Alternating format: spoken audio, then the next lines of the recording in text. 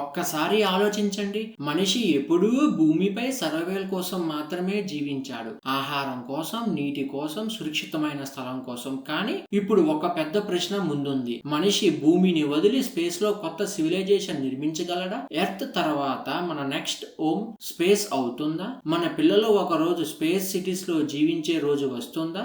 ఇప్పటికే scientist moon colonies, Mars cities, space habitats గురించి ఆలోచిస్తున్నారు. అంటే మనిషి సర్వైవల్ నుంచి స్పేస్ సివిలైజేషన్ వైపు ప్రయాణం మొదలుపెట్టాడు. ఈ వీడియోలో మనం తెలుసుకుందాం మనిషి ఎలా సర్వైవల్ నుంచి స్పేస్ సివిలైజేషన్ వరకు చేరుకుంటాడు, మరియు భవిష్యత్తులో స్పేస్ లో మన జీవితం ఎలా ఉండబోతుందో. ముందుగా ఒక విషయం తెలుసుకోవాలి. Space is no longer empty. ఒకప్పుడు స్పేస్ అంటే ఖాళీ, చీకటి మరియు ప్రమాదం. అక్కడికి వెళ్ళడం అంటే ఆల్మోస్ట్ అసాధ్యం అని అనుకునేవారు. అందుకే చాలా కాలం పాటు స్పేస్ అనేది సైన్స్ ఫిక్షన్ స్టోరీస్ లో మాత్రమే ఉండేది. కానీ ఇప్పుడు పరిస్థితి పూర్తిగా మారుతుంది. మనిషి మొదటిసారి స్పేస్ కి వెళ్ళింది కేవలం సర్వైవ్ అవడానికి మాత్రమే. అక్కడ ఎలా జీవించాలి, ఎలా సర్వైవ్ అవ్వాలి, ఎలా తిరిగి భూమికి రావాలి అవి తెలుసుకోవడమే లక్ష్యం. కానీ ఇప్పుడు మనిషి స్పేస్ ని అర్థం చేసుకోవడం ప్రారంభించాడు. ఇప్పుడు సైంటిస్ట్, ఇంజనీర్స్ ఒక కొత్త ప్రశ్న గురించి ఆలోచిస్తున్నారు. మనిషి స్పేస్ లో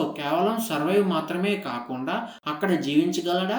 ఫ్యూచర్ లో స్పేస్ లో సిటీస్ ఉండొచ్చు, స్పేస్ లో హోమ్స్ ఉండొచ్చు, స్పేస్ లో కొత్త సివిలైజేషన్ కూడా ఏర్పడవచ్చు. అంటే మనిషి కేవలం సర్వైవ్ అవడం మాత్రమే కాదు, అక్కడ జీవించడం నేర్చుకుంటాడు, అక్కడ నిర్మించడం నేర్చుకుంటాడు, ఒక రోజు అక్కడ పాలించడం కూడా నేర్చుకోవచ్చు. అప్పుడు స్పేస్ పూర్తిగా మారిపోతుంది. ఇది ఇక సైన్స్ ఎక్స్పెరిమెంట్ మాత్రమే కాదు, ఇది మనిషి స్పేస్ లో రీక్రియేట్ చేస్తున్న కొత్త story. Mars the second home. Future space గురించి మాట్లాడితే మనిషి ఎర్త్ తర్వాత ఎక్కువగా మాట్లాడే పేరు ఒకటే, మార్స్. కానీ ఒక్క ప్రశ్న, ఎందుకు మార్స్? ఎందుకు సైంటిస్ట్, స్పేస్ ఏజెన్సీస్ అందరూ మార్స్ గురించే మాట్లాడుతున్నారు? దానికి కొన్ని ముఖ్యమైన కారణాలు ఉన్నాయి. మొదటిగా, మార్స్ ఎర్త్ కి దగ్గరలో ఉన్న ప్లానెట్స్ లో ఒకటి. మరొక ముఖ్యమైన విషయం, మార్స్ లో ఒక రోజు పొడవు ఎర్త్ లాగే దాదాపు 24 గంటలు ఉంటుంది. అంటే అక్కడ డే అండ్ నైట్ సైకిల్ కూడా మనకి దగ్గరగా ఉంటుంది. ఇంకా ఆసక్తికరమైన విషయం ఏమిటంటే మార్స్ లో ఐస్ కూడా ఉంది.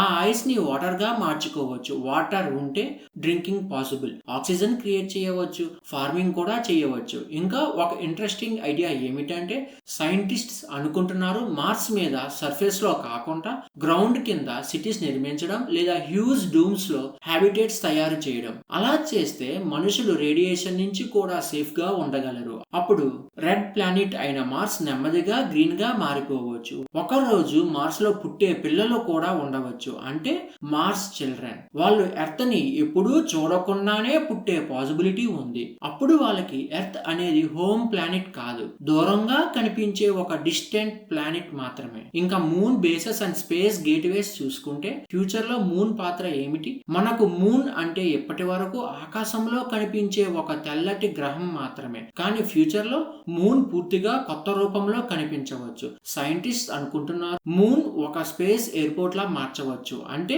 మనిషి స్పేస్ కి వెళ్లే ప్రయాణం ఇలా ఉండొచ్చు. Earth to moon, moon to Mars, Mars to deep space. ముందుగా ఎర్త్ నుంచి మనిషి మూన్ కి చేరుకుంటాడు. అక్కడ నుంచి మరింత దూరంగా ఉన్న ప్లానెట్ కి జర్నీ ప్రారంభమవుతుంది. కానీ ఎందుకు మూన్? మూన్ కి కొన్ని పెద్ద అడ్వాంటేజెస్ ఉన్నాయి. మొదటిగా, మూన్ లో గ్రావిటీ చాలా తక్కువ, అందుకే అక్కడ నుంచి స్పేస్ లాంచెస్ చాలా ఈజీ అవుతాయి. మరొక ముఖ్యమైన విషయం, మూన్ మీద మైనింగ్ కూడా పాసిబుల్. సైంటిస్ట్ చెబుతున్నారు మూన్ లో హీలియం 3 అనే రేర్ రిసోర్స్ ఉండొచ్చని. అది ఫ్యూచర్ లో పవర్ఫుల్ ఎనర్జీ సోర్స్ గా ఉపయోగపడవచ్చు. అంతేకాదు మూన్ మీదనే రాకెట్ ఫ్యూయల్ తయారు చేయవచ్చు, స్పేస్ షిప్స్ నిర్మించవచ్చు. అంటే మూన్ కేవలం ఒక శాటిలైట్ కాదు, ఫ్యూచర్ లో మూన్ మనిషి కోసం స్పేస్ కి వెళ్లే మొదటి గేట్వే అవుతుంది. అంటే యూనివర్స్ వైపు మనిషి చేసే పెద్ద ప్రయాణం మూన్ నుంచి ప్రారంభం అవ్వచ్చు. Mega space structures. ఇప్పుడు ఒక పెద్ద ఫ్యూచర్ గురించి ఊహించండి. మనిషి స్పేస్ లో కేవలం స్మాల్ స్టేషన్స్ మాత్రమే నిర్మించాడు. ఫ్యూచర్ లో మనిషి అత్యంత భారీ నిర్మాణాలు కూడా నిర్మించవచ్చు. Mega space structures. ఒక్కసారి ఊహించండి, స్పేస్ లో భారీగా తిరిగే రింగ్స్, ఆ రింగ్స్ తిరుగుతా ఆర్టిఫిషియల్ గ్రావిటీ క్రియేట్ చేస్తాయి. అంటే అక్కడ మనిషి ఎర్త్ మీద ఉన్నట్లే నడవగలడు. ఇంకా మరింత పెద్ద సిటీస్ కూడా ఉండవచ్చు. ఆర్టిఫిషియల్ గ్రావిటీ సిటీస్ అంటే స్పేస్ లో కూడా కంప్లీట్లీ సిటీస్ నిర్మించవచ్చు. ఇంకా ఒక అమేజింగ్ ఐడియా, సైంటిస్ట్ ఊహిస్తున్న డైసన్ లైక్ ఎనర్జీ కలెక్టర్స్. ఇవి స్టార్స్ నుంచి వచ్చే అపారమైన ఎనర్జీని కలెక్ట్ చేయగలవు. అలాంటి మెగా స్ట్రక్చర్స్ లో హోమ్స్ ఉంటాయి, స్కూల్స్ ఉంటాయి, హాస్పిటల్స్ ఉంటాయి, ఆర్టిఫిషియల్ ఫారెస్ట్ పార్క్స్ కూడా ఉంటాయి. అంటే మనిషి స్పేస్ లో కొత్త ప్రపంచాలు నిర్మించగలడు. ఇన్సైడ్ ఒక కంప్లీట్ హ్యూమన్ లైఫ్. కానీ బయటికి చూస్తే స్టార్స్, గ్యాలాక్సీస్ మరియు అంతులేని యూనివర్స్. అప్పుడు స్పేస్ లో కనిపించేవి నేచురల్ ప్లానెట్స్ మాత్రమే కాదు, మనిషి క్రియేట్ చేసిన కొత్త ప్రపంచాలు కూడా. AI plus human, a new species. ఇప్పుడు ఒక ఆశ్చర్యకరమైన ప్రశ్న గురించి ఆలోచిద్దాం. ఫ్యూచర్ లో స్పేస్ లో మనిషి ఒక్కడే జీవించగలడా? సాధారణంగా కాదు, ఎందుకంటే స్పేస్ ఎన్వైరన్మెంట్ చాలా డేంజరస్. అక్కడ సర్వైవల్ కోసం మనిషికి ఒక పెద్ద సహాయం అవసరం. అది ఆర్టిఫిషియల్ ఇంటెలిజెన్స్, ఏఐ. ఫ్యూచర్ లో స్పేస్ లో జీవించే మనుషులకు ఏఐ ఒక అసిస్టెంట్ మాత్రమే కాదు, ఒక పార్ట్నర్ లా ఉంటుంది. ఉదాహరణకి ఏఐ అసిస్టెంట్స్ మనతో మాట్లాడి మన పని సులభం చేస్తాయి. న్యూరల్ ఇంప్లాంట్స్ మన బ్రెయిన్ తో టెక్నాలజీని కనెక్ట్ చేస్తాయి. బ్రెయిన్ కంప్యూటర్ ఇంటర్ఫేసెస్ అంటే మన ఆలోచనలు డైరెక్ట్ గా మిషన్స్ తో కనెక్ట్ అవుతాయి. అంతేకాదు స్పేస్ హ్యాబిటెట్స్ లో చాలా సిస్టమ్స్ ఏఐ కంట్రోల్ చేస్తుంది. ఉదాహరణకి oxygen supply, temperature control, radiation protection. ఇవి అన్ని ఏఐ మానిటర్ చేసి మేనేజ్ చేస్తుంది. అంటే స్పేస్ లో సర్వైవల్ ఏఐ లేకుండా ఆల్మోస్ట్ ఇంపాసిబుల్. ఇంకా ఫ్యూచర్ లో ఇంకా పెద్ద మార్పు రావచ్చు. నెమ్మదిగా హ్యూమన్ మరియు ఏఐ మధ్య ఉన్న గీత బ్లర్ అవడం ప్రారంభమవుతుంది. అప్పుడు మనిషి పూర్తిగా బయోలాజికల్ కాదు, పూర్తిగా మిషన్ కూడా కాదు, సగం బయోలాజికల్ సగం డిజిటల్.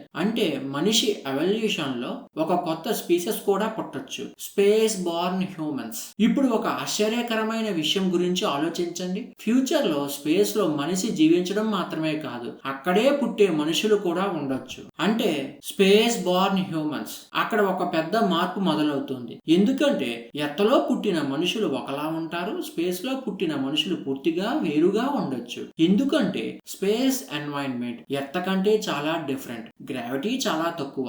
అందుకే ఫ్యూచర్ లో స్పేస్ లో పుట్టే మనుషులు శరీరాలు కూడా మారవచ్చు. ఉదాహరణకి వాళ్ళు ఎత్తుగా టాల్ గా పెరగవచ్చు, వాళ్ళ బోన్స్ బలహీనంగా ఉండొచ్చు, ఎందుకంటే ఎర్త్ లాంటి స్ట్రాంగ్ గ్రావిటీ అక్కడ ఉండదు. ఇంకా ఒక ముఖ్యమైన విషయం, స్పేస్ లో రేడియేషన్ ఎక్కువగా ఉంటుంది. అందుకే ఫ్యూచర్ లో వారి డిఎన్ఏ కూడా రేడియేషన్ కి అడాప్ట్ అయ్యేలా మారవచ్చు. అప్పుడు ఒక పెద్ద ప్రశ్న వస్తుంది, వాళ్ళు ఎర్త్ కి తిరిగి రావచ్చా?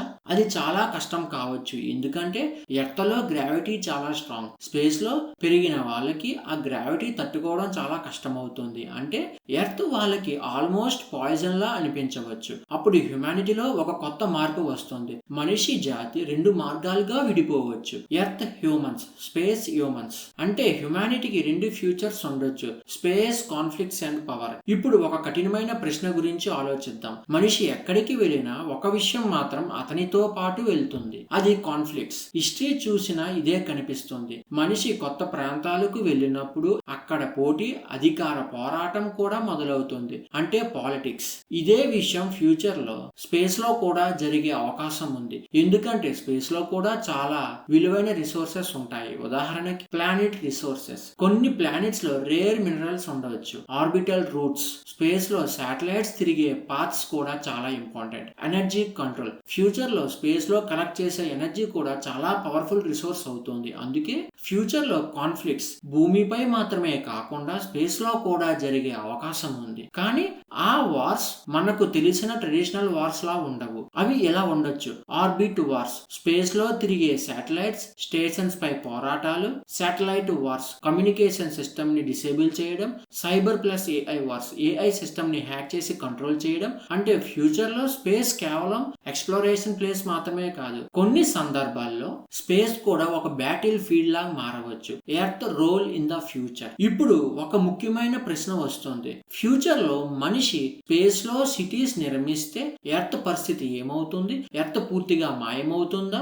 అలా కాకుండా ఫ్యూచర్ లో కూడా ఎర్త్ చాలా ముఖ్యమైన ప్లానెట్ గానే ఉంటుందా? కానీ దాని పాత్ర కొంచెం మారిపోవచ్చు. ఎర్త్ మారవచ్చు, కల్చరల్ ప్లానెట్ గా, మెమొరీ ప్లానెట్ గా, హ్యుమానిటీ ఆరిజిన్ వరల్డ్ గా, అంటే మనిషి ఎక్కడి నుంచి వచ్చాడో గుర్తు చేసే ప్లేస్. ఇప్పుడు మనం యాన్షియంట్ సిటీస్ ని ఎలా చూస్తామో, ఉదాహరణకి పాత సివిలైజేషన్ నగరాలను చూసి హిస్టరీని గుర్తు చేసుకుంటాం. అదే విధంగా ఫ్యూచర్ లో స్పేస్ లో జీవించే మనుషులు ఎర్త్ ని చూస్తారు. వాళ్ళకి ఎర్త్ అంటే రెస్పెక్ట్, ఎమోషన్, హిస్టరీ. అంటే ఎర్త్ కేవలం ఒక ప్లానెట్ కాదు, అది మనిషి కథ ప్రారంభమైన ప్లేస్. సాధారణంగా చెప్పాలి అంటే ఎర్త్ అనేది మనిషి పుట్టిన ఇల్లు. ఒక రోజు మనిషి ఆకాశాన్ని చూసి కలలు కనే రోజులు కాదు, ఆకాశంలోనే జీవించే రోజులు వస్తాయి. స్పేస్ లో జీవితం ఇప్పుడు సైన్స్ ఫిక్షన్ కాదు, అది మన ఫ్యూచర్ కావచ్చు.